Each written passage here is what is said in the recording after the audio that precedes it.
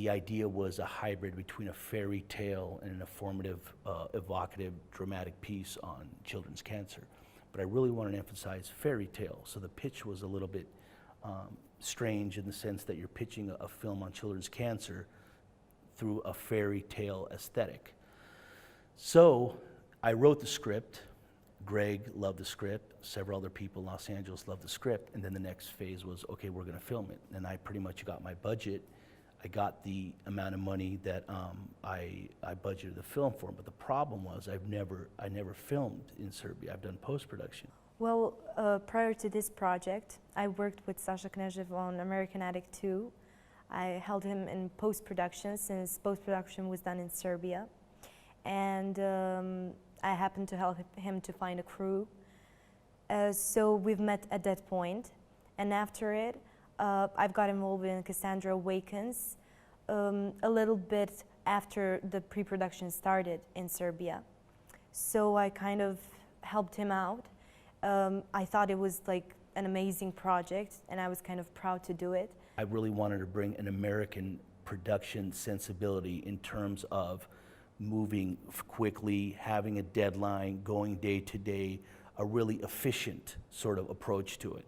And that's, I think, what the hybrid of this production was. I wanted American efficiency in the production and moving quickly, I don't want to say quickly, but proficiently, everything organized, going scene to scene, everything prepared. The most interesting thing was for me working with American production, because I'm kind of used to European concept of production, and there's a huge difference in the most important way, and that's being director. Because in Europe, director tends to do like everything. He wants to be involved in every single thing that anyone does, because they kind of want to have control. Working with Akos, the cinematographer of the film, my job was to explain to him what I wanted from a mise-en-scène standpoint, composition and theme, tone, and textuality.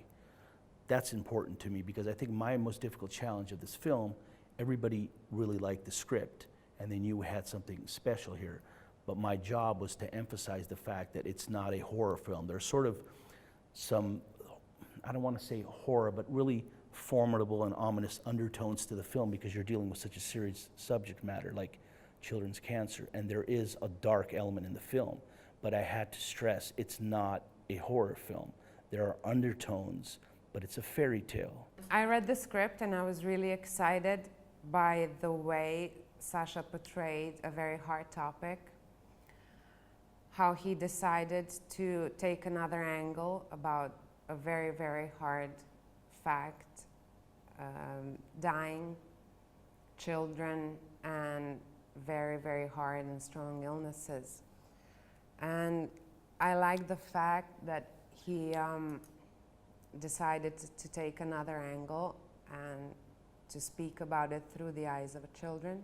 We took a look through the eyes of the girl, not through the eyes of society or through media or even through the doctors, but we wanted to see how that girl feels like, you know, and how she is coping with the terrible disease she is having, you know. So I think that's what the movie is about the children who have cancer, their inner world. So basically what Sasha did is that he tried to find some peaceful place for them in his imagination, and to create like a world where they could actually escape.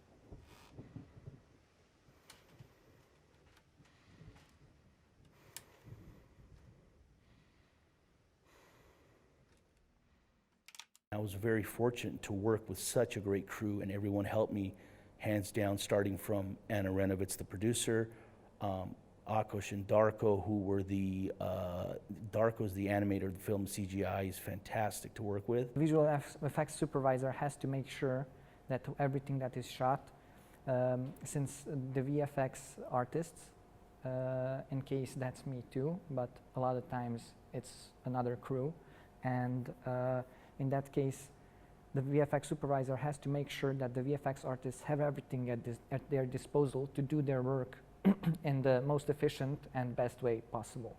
So there are a lot of technical considerations that needs to be taken, a lot of data to be collected and gathered on the shooting, so that the crew, the VFX crew, can later use that data to create believable CGI effects.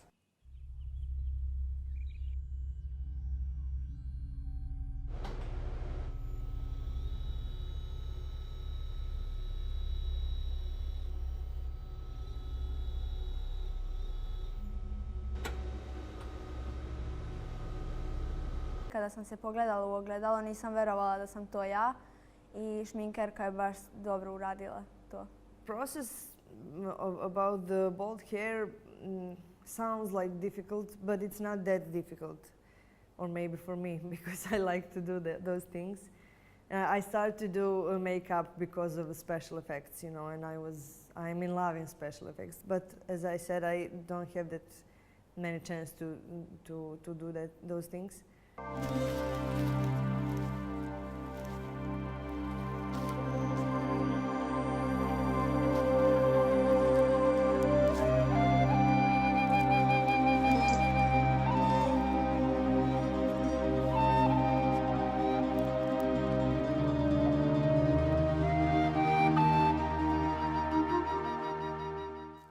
I was excited and really, I don't know, blown away about how serious that little girl was. And now I'm just talking about, the fact that she is such a small child, but such a serious actress. Kada smo došli u Bajinu baštu, nisam znala da li ću snimati bosa ili da li ću imati nešto na nogama.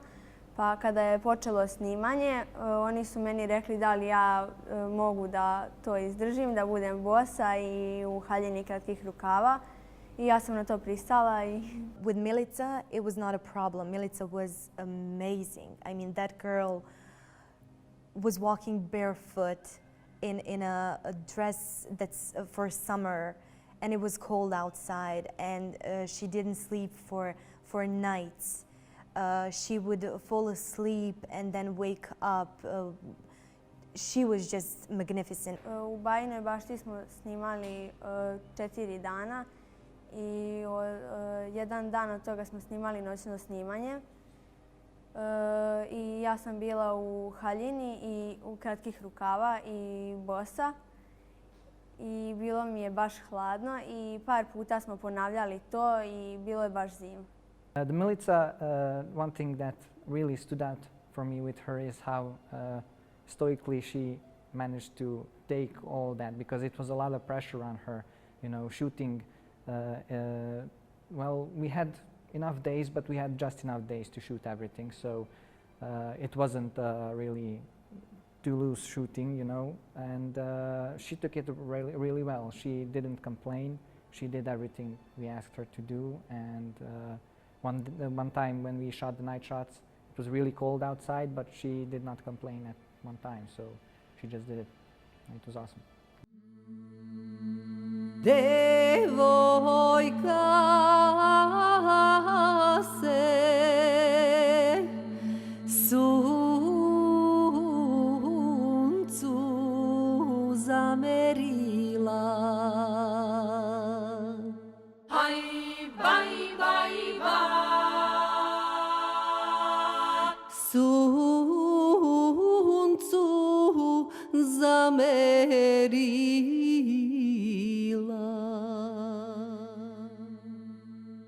Something I really enjoyed about the film was that I got a chance to work with Serbian folk singer Bilja Krstic, who I've always been a fan of, even from the United States. I listened to her, and I was a huge fan of her music. And actually, when I wrote Cassandra Awakens, I instantly in my mind said to myself, I'm going to get Vida Christie to do this music. I never met her, composer. We've never been formally introduced, and I aggressively went after her. And fortunately, she is just not only a class lady, but a wonderful artist who's worked in film before.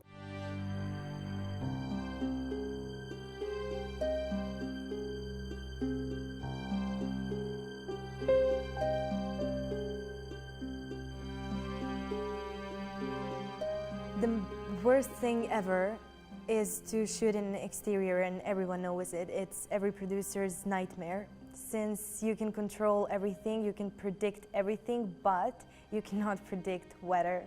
From a challenging standpoint, I think the biggest thing we had was we had weather issues.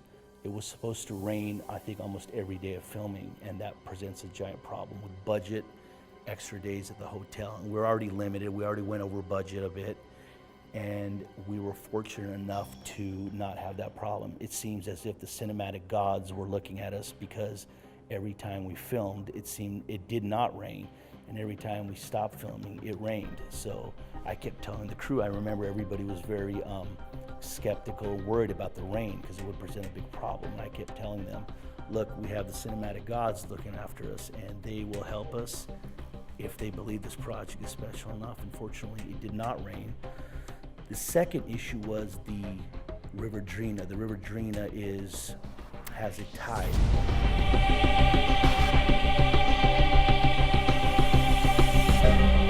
Drina is a really, really fast river. You know, it's, unforgiving and quite moody. You can call it moody. Sometimes it's really slow flowing, and sometimes it's really like fast, even faster than what you see in a video when you see that whole body of water moving and over and around the house. You really feel the force of it. So that was a pretty problematic issue with the movie. So we have to come up with ways, because we had children on boats and children around the house, and it was quite a dangerous situation. So we had to, actually my work also comes into play here, because we couldn't shoot everything on the set, but we tried to do the most of the stuff in real, of course. I really take a different approach to filmmaking. I believe in a spiritual, visceral, ethereal sensibility when filming, and I really look at that from a nature standpoint, that you have to look at the totality of everything around you, and if the project and the energy, collective energy of not only the crew, the story, the script, synchronizes with where you're filming, everything's going to be okay. Fortunately for us, it did. He really puts himself out there to explain what you should feel and how you should, you know, accumulate all your feelings and just give them out, because that's what he does, and you can see that through how he works and how he treats people. He wants them to be as honest, as open as they can be, and that's why I really do think that he did an amazing job with this, and hopefully everybody else will see that. And this film actually shows that to the world. So it's not just about giving money, as I've said, to some causes. It's about empathy, and it's about true help, like heart to heart, to those children.